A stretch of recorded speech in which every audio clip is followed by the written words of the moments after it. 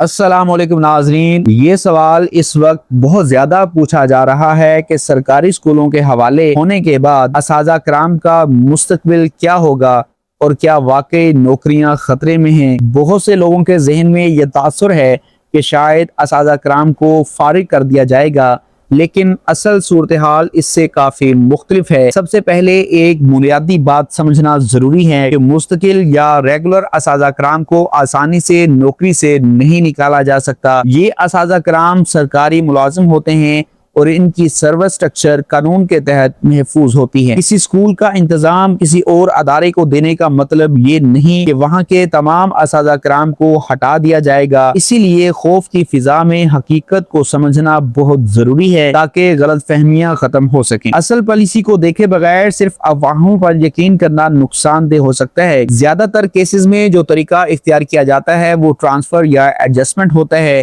یعنی اگر کسی اسکول کو کسی نئے سسٹم کے تحت دیا جاتا ہے تو وہاں موجود اساتذہ کرام کو کسی دوسرے سرکاری اسکول میں بھیج دیا جاتا ہے۔ بعض اوقات اسی علاقے کے کسی قریبی اسکول میں انہیں ایڈجسٹ کر دیا جاتا ہے تاکہ انہیں دور نہ جانا پڑے۔ اس عمل کا مقصد یہ ہوتا ہے کہ اساتذہ کرام کی سروس بھی برقرار رہے اور اسکول کا نیا نظام بھی چل سکے۔ ایک مثال کے طور پر اگر کسی گاؤں کا اسکول کسی فاؤنڈیشن کے حوالے ہوتا ہے تو وہاں کے اساتذہ کرام کو قریبی یونین کونسل کے دوسرے اسکول میں منتقل کیا جا سکتا ہے۔ اس طرح نہ نوکری ختم ہوتی ہے اور نہ ہی سروس کا تسلسل ٹوٹتا ہے۔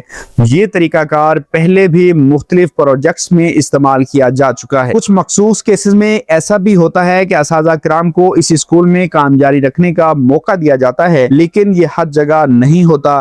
یہ فیصلہ مکمل طور پر پالیسی، معاہدے اور متعلقہ ادارے کی ضرورت پر منحصر ہوتا ہے۔ بعض ادارے تجربہ کار اساتذہ کرام کو ساتھ رکھنا پسند کرتے ہیں تاکہ نظام بہتر چل سکے، لیکن کہیں ایسا بھی ہوتا ہے کہ نیا سٹاف رکھا جاتا ہے اور پرانے اساتذہ کرام کو کہیں اور بھیج دیا جاتا ہے۔ اس لیے ہر اسکول کی صورتحال الگ ہو سکتی ہے اور ایک ہی اصول سب جگہ لاگو نہیں ہوتا۔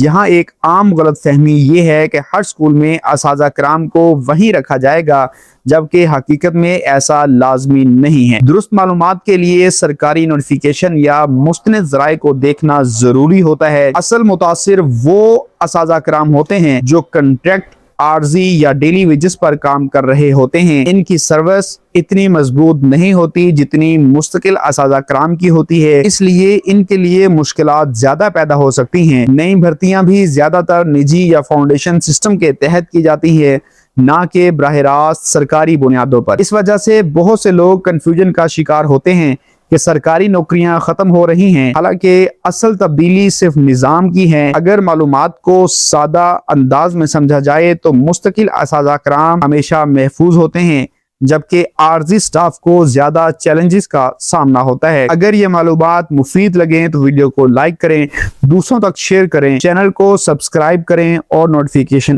آن رکھیں تاکہ آئندہ بھی ایسی اہم اپڈیٹس بر وقت ملتی رہیں۔ ملتے ہیں اگلی ویڈیو میں، تب تک کے لیے اجازت دیجیے۔ اللہ حافظ۔